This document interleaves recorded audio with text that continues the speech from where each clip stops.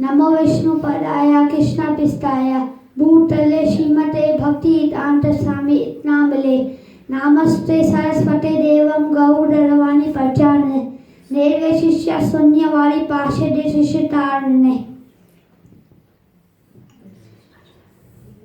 पांचाकल्पतरो वैष्णव कृपा सिंधु वैष्णव प्रतिदिन पावने भयो वैष्णव नमो नमः।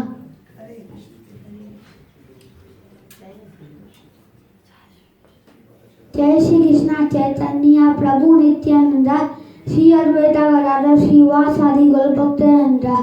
हरे कृष्ण कृष्ण कृष्ण हरे हरे हरे राम राम राम हरे हरे।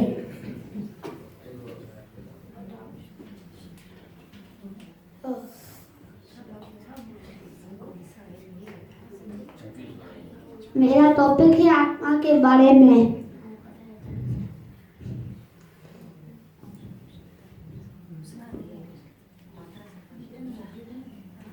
दूसरा अध्याय गीता का सार श्लोक नंबर 13।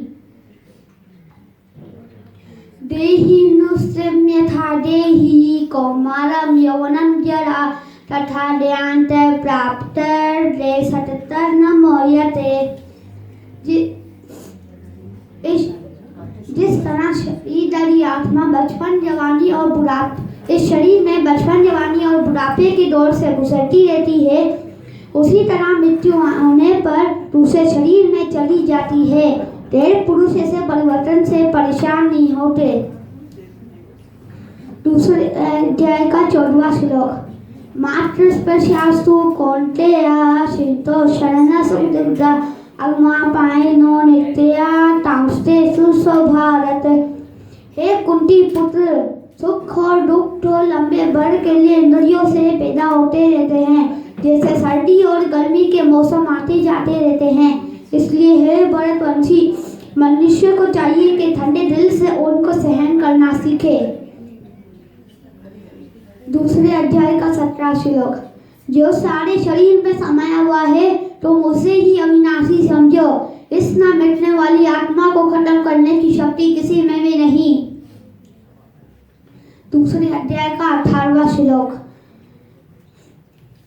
ये मिटने वाली नाकाबिल पैमाइश अमर जीव आत्मा का ये शरीर खत्म होने वाला है। इसलिए हे भरतवंशी अर्जुन, युद्ध करो। दूसरे अध्याय का 19वां श्लोक।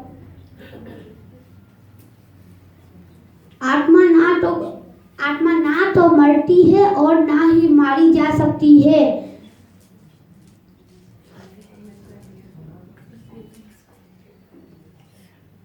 जो ये सोचने के हैं कि आत्मा मरती है, वो दोनों अज्ञानी हैं, क्योंकि आत्मा ना तो मरती है और ना मारी जा सकती है। दूसरे अध्याय का 20वां श्लोक। न जायते मीयते व कदाचन नायं भूत्वा भविष्यति न भूय अजो नित्य शाश्वतोऽयं पुराणो न हन्यते हन्यमाने शरीरे।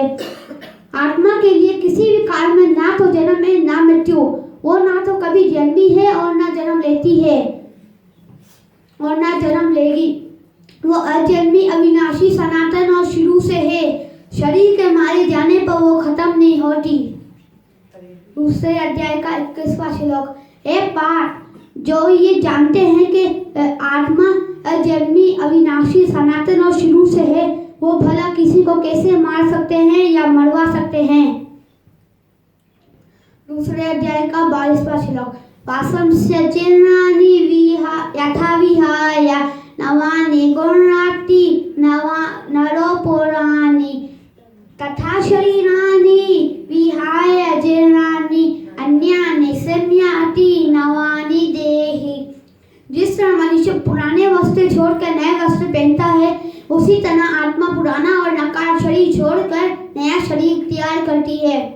दूसरे अध्याय का 23वां श्लोक। नैनम चंदन्ते शस्त्राणि नैनम दहति पावका न चैनम कलंदयन्ति आपो न तो शहति मारुता।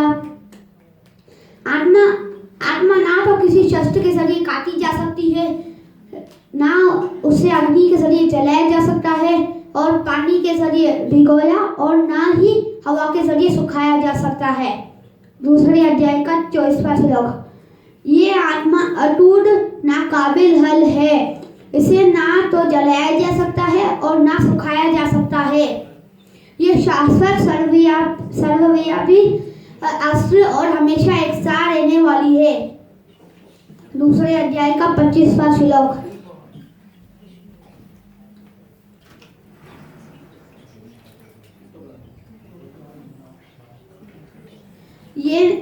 ये आत्मा नजर नहीं आती, ये चिंतन में भी नहीं आती और बगैर किसी विकार के कही जाती है।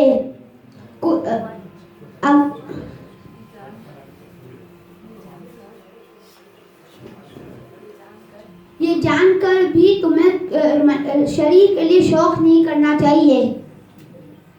दूसरे अध्याय का 26वां श्लोक। अगर तुम ये सोचते हो कि आत्मा बार बार मरती रहती है और जन्म लेती है तो हे महाभाव, तुम्हारे शोक करने की जरूरत नहीं है। दूसरे अध्याय का 27वां श्लोक। जातस्य हि ध्रुवमृत्यु ध्रुवम जन्म मृतस्य च तस्मात् परहर्याते नात्वं सचेतं हरसे।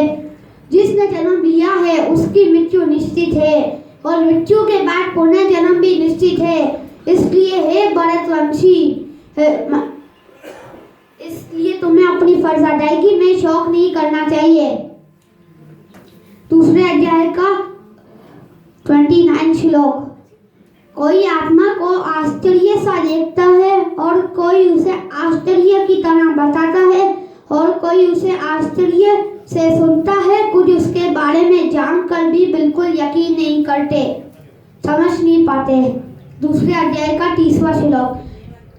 देहि नित्यम अवद्योहम देहि सर्वस्य भारत तस्मात् सर्वाणि भूतानि नात्वं सचेतं हरसे। हे भरतवंशी, शरीर के अंदर रहने वाली आत्मा कभी मारी नहीं जा सकती, इसलिए तुम्हें किसी भी जीव जानवर के लिए गम करने की जरूरत नहीं।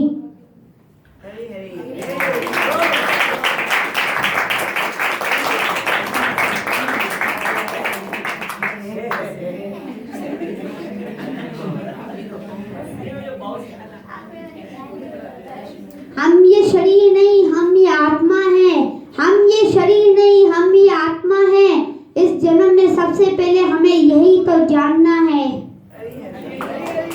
नमो विष्णुपदाय कृष्णपृष्ठाय भूतले श्रीमते भक्ति वेदांत स्वामी नामले नमस्ते सरस्वती देवं गौरवाणी पंचामृत देव शिष्याशिनी वाली पाशदा सीताराधे।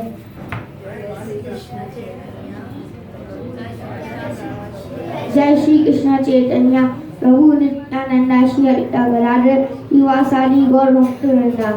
हरे कृष्णा कृष्ण कृष्ण हरे हरे राम राम राम हरे हरे। मेरा टॉपिक है कि इंद्रिय भोग और भौतिक ऐश्वर्य की वजह से हम कैसे काम मोह और क्रोध में फंस जाते हैं, ये मैं आप सबको गीता के जरिए बताऊंगा। श्लोक अध्याय 2 गीता का सार। श्लोक 44। भोगेश्वरीय प्रसक्ताया परितचेतस्या व्यवसाय तमेका बुद्धे समाधुना विधीयते। जो लोग इंद्रिय भोग और भौतिक ऐश्वर्य की वजह से बहुत ज्यादा वाबस्ता होते हैं और ऐसी चीजों में उलझ जाते हैं, उनके मन में परम पुरुष भगवान की भक्ति सेवा का इरादा कभी पैदा नहीं होता।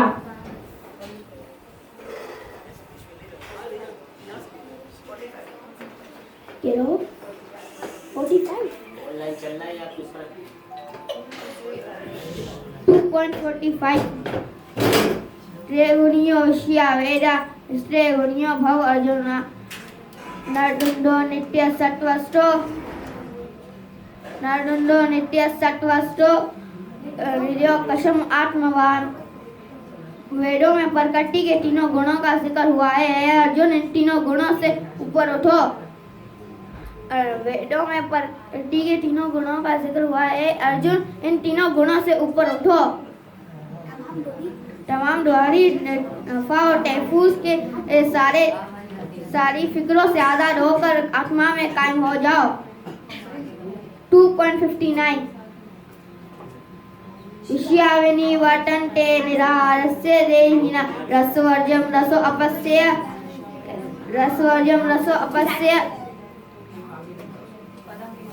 परम दस्वानी तटे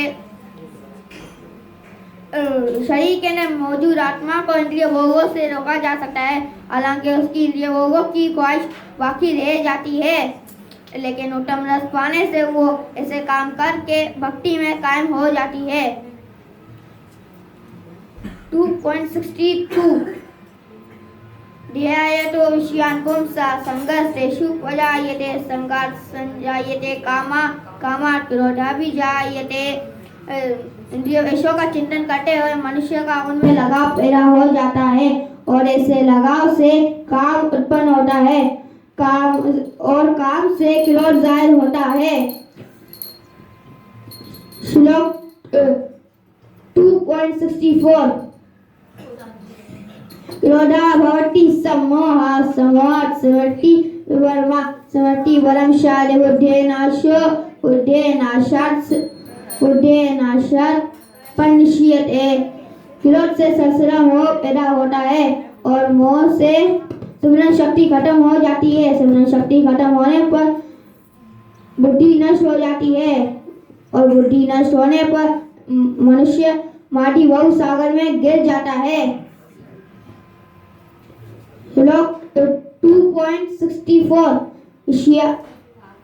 राग द्वेष विमुक्तेस्तु विषयानिन्द्रियश्चरन् आत्मविषये आत्मा प्रसादमधि